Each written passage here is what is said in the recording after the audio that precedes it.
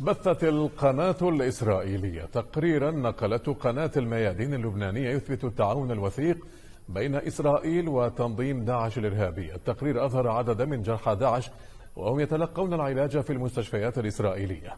الجرحى الإرهابيون من جانبهم أشادوا بالدعم الذي تقدمه إسرائيل لداعش على مختلف المجالات.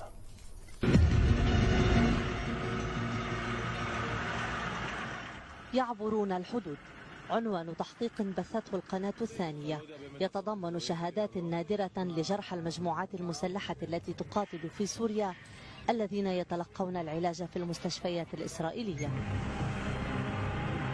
أكثر من 1600 جريح تلقوا العلاج في إسرائيل حتى الآن، حيث يتكفل الجيش الإسرائيلي يوميا بنقلهم عبر الحدود مع سوريا. برغم ادعاء إسرائيل عدم التدخل في الأزمة السورية، يبدو أنها عرفت جيدا استغلال ورقة جرحى المجموعات المسلحة. العلويون، الدروز والشيعة لا اليهود هم هدف القتل الأول الذي يأمل هؤلاء الجرحى الشفاء سريعا من أجل تنفيذه. إذا أنت مسكت علوي بقتله، إذا مسكت دروزي حسب، إذا مسكت شيعي بقتله شيعي، إذا مسكت يهودي لا. قالوا لي إسرائيل عدو سوريا، جيت لهون أحسن معاملة ويعني أحسن معاملة عم بعملوا له. سوري يتحدث العبرية بهذه العبارات يثني معد التقرير على الجريح السوري الذي تعلم بعضا من العبارات العبرية. تحكي عبري؟ مو كتير. تعلمت إشي؟ شوي. شو تعلمت؟ ما نشمع. ما نشمع. ما شلوميخ. ما شلوميخ. سيدر. والله. بوكر توب.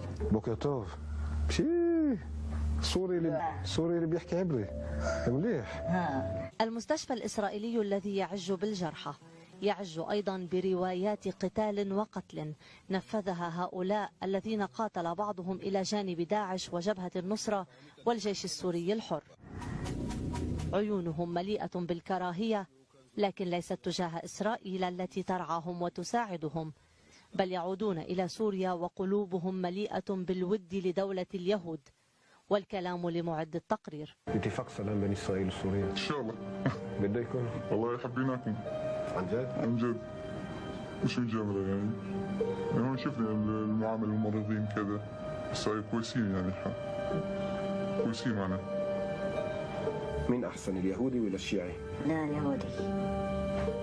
عن جد؟ صدق اليهودي. وأنت سوري سني من درعا؟ تحكي هيك؟ ما بحكي هيك. اليهودي أحسن من الشيعي. معد التقرير أجمل خلاصة تقريره بالقول: يبدو أن إسرائيل عرفت جيدا كيف تحول عدو الأمس إلى صديق اليوم.